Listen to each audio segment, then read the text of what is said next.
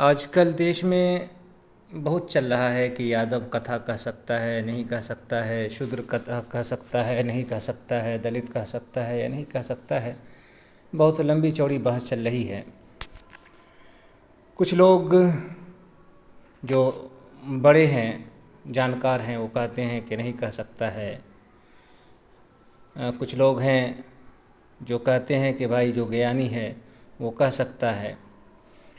तो हिंदू धर्म क्या कहता है, शंकराचार्य अपनी ज़बान से बोलते हैं और भी अपनी ज़बान से बोलते हैं, तो लोग ध्यान नहीं देते हैं। लेकिन मैं जो बात करता हूँ वो सबूत से करता हूँ, पुस्तक देख करके दिखा करके करता हूँ। और मैं अभी आपको ऐसी चीज़ दिखाऊंगा कि देख करके आपके होश उड़ जाएंगे।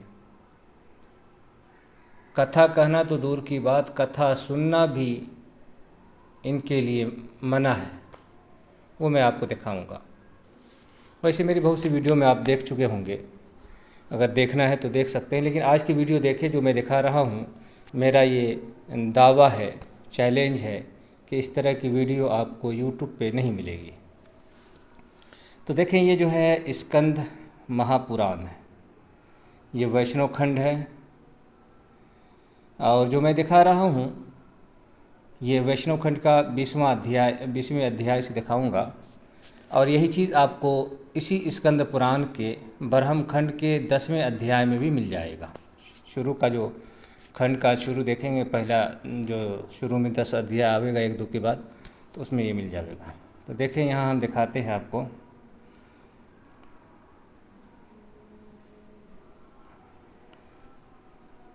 थोड़ा साफ करते हैं। यहाँ से मैं पहले अध्याय आपको दिखा देता हूँ। ये पुस्तक खुली हुई है, मैं इधर उधर से नहीं बोल रहा हूँ। देखें,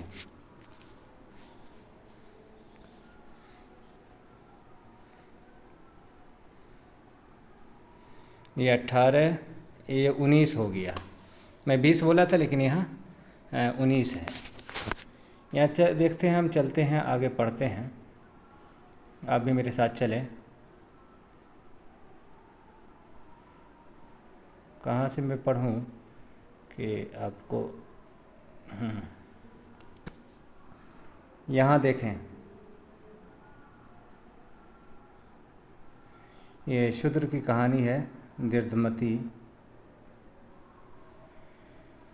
शूद्र की प्रार्थना सुनकर कुलपति ब्राह्मण कहने लगे। कुलपति बोलते हैं जो सबसे जिम्मेदार होता है धर्म का, वो बोल रहे थे। कुलपति कहते हैं, मैं हीन जन्मा शूद्र को यज्ञ में दीक्षित कर सकने में समर्थ नहीं हूँ। हीन जन्मा, नीच जन्म। देखें, शूद्र को नीच जन्म बताया है, ठीक। यज्ञ में दीक्षित कर सकने में समर्थ नहीं हूँ।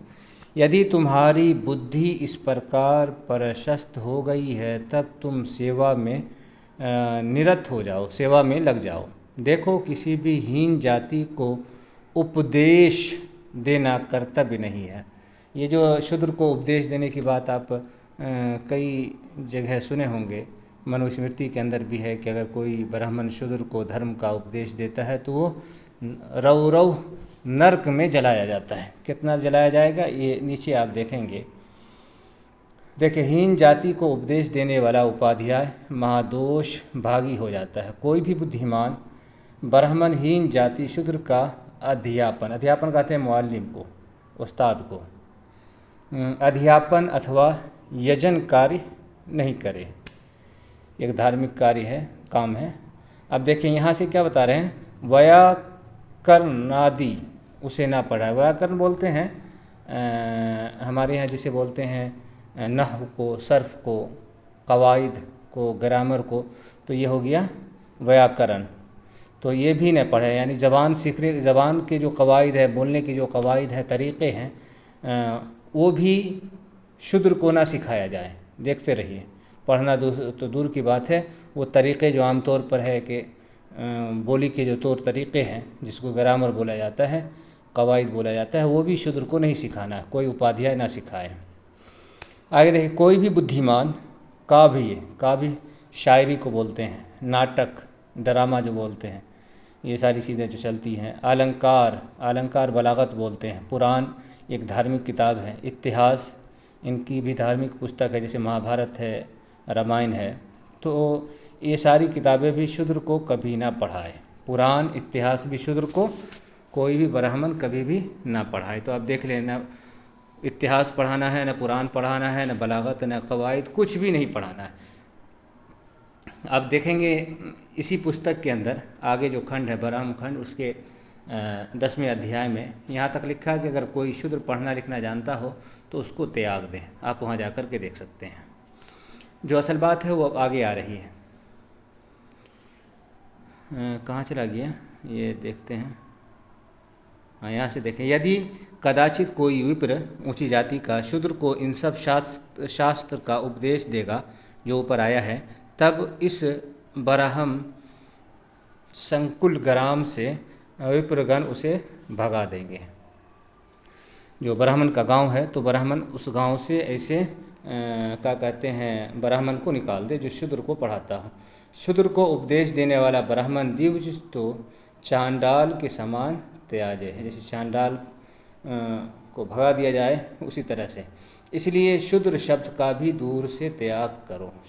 शूद्र जाति तो दूर की बात, शब्द भी ये घिनौना है। मनु आदि शास्त्रकारों ने दिवजों की सेवा ही शूद्र धर्म कहा है। शूद्र का धर्म क्या है? ये ऊंची जाति की सेवा है, सिर्फ यही एक काम है। तो पढ़ना लिखना कहाँ से आ गया? हाँ, ये कह रहे हैं, फिर कुलपति कह रहे हैं कि अतएव श्रद्धा पूर्वक दिवजगण की सेवा करो, यही तुम्हारे लिए शरीय परद है। अब देखें, ये तो हो गया, ये शूद्र मानता नहीं है, ये आगे चला जाता है। एक ब्राह्मण सुमित नाम का है, उसके पास जाता है, वो इसे कुछ सिखा देता है, और उसकी क्या सज़ा मिलती है वो आप देख लें। यहाँ देखें, सुमित नाम का, देखिए, सुमित ने उस शूद्र का पितृ कार्य तथा श्राद्ध ही संपन्न कराया तथा ये कार्य समाप्त होने पर शूद्र ने दीर्घमती से विदा ले लिया। तदनंतर शूद्र को पोषिन करने के कारण सुमित दिवजगण द्वारा त्याग दिए गए तथा कालांतर में मृत्यु के प्राप्त हो गए। यमदूतों ने उनको नरक में ले जाकर छोड़ दिया। तदनंतर नारकीय सुमित ने अपने परबल कर्म से बाधित होकर क्रमशः कोटि सहस्त्र तथा शत कोटि कल्प पर्यंत नरकों का भोग किया। अब देखें, कोटि कहते हैं करोड़ को, सहस्त्र कहते हैं हजार को, शत कहते हैं 100 को, कोटि कहते हैं करोड़ को, 100 करोड़। इसी तरह से मान लें इसको छोड़ दें, 1000 करोड़ और 100 करोड़। कल्प कहते हैं एक मुद्दत को, एक ज़माना को। एक कल्प के अंदर 4 अरब 30 करोड़ साल आता है।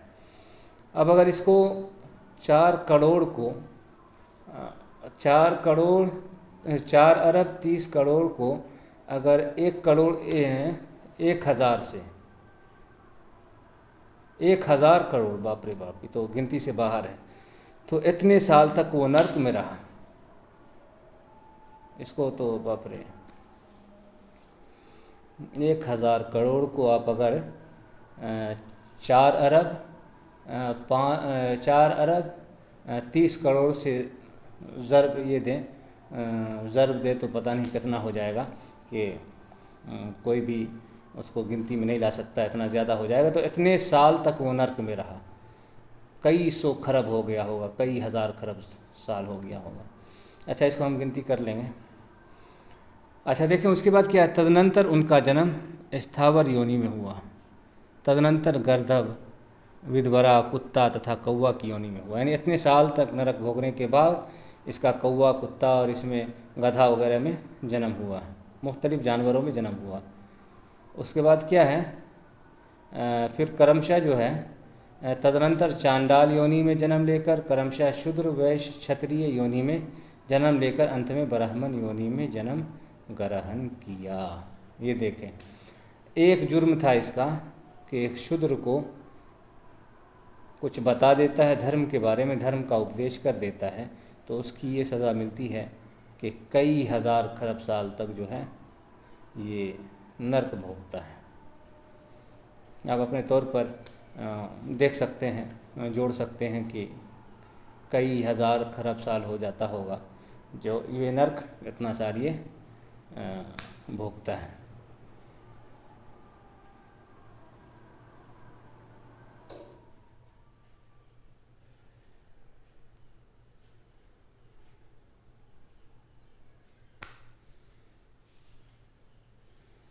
यहाँ देखिए क्या है, यहाँ ये वाली चीज़ देखने की है, मैं आपको निशान लगा करके दिखा सकता हूँ। ये वाली चीज़ इसी का उसको सज़ा मिली थी, आप यहाँ देख लें। वो शूद्र कहता है, आप तो मेरे सम्मानीय गुरु हैं, इसलिए मुझे कभी विधान का उपदेश करिए। उपदेश ज़बान से कोई चीज़ कहना, तो बेचारा ज़बान से तौर तरीक़ा बता देता है। तदनंतर दिव्य परवर सुमित ने शूद्र की प्रार्थना सुनकर उसे समस्त कव्य विधान का आदेश दिया। उसकी सज़ा उसको ये मिली। तो आप समझ सकते हैं जो बात अभी आपके सामने आई है, ये वाला आप सारा देख सकते हैं। क्या इसको सुनकर आप क्या कह सकते हैं, इसे देखकर आप क्या कह सकते हैं? क्या कोई हिंदू जो शूद्र हैं, जो ओबीसी हैं, जो दलित हैं, जो देश के 80-85% हिंदू होते हैं, बनते हैं, क्या उनके लिए कथा कहना, कथा सुनना या धार्मिक बातें या फिर पढ़ना लिखना क्या सही है? क्या कोई पढ़ लिख कर ले तो वो हिंदू हो सकता है, अपने आप को हिंदू कह सकता है? तो ये सारी बातें आप अपने जहन में समझ सकते हैं। या फिर आप क्या कहेंगे इस धर्म ग्रंथ के बारे में? लोग यूं ही शंकराचार्य को बोल देते हैं कि बस ये तो धर्म पर कब्जा किया है, ये है वो है। लेकिन ये जो कहा जा रहा है, ये जो बताया जा रहा है धर्म ग्रंथों के अंदर, उस पे लोग क्या कहेंगे, आप क्या कहेंगे, या कोई क्या बोलेगा? आप देख सकते हैं इस चीज़ को, ये क्या लिखा हुआ है। तो ये चीज़ है।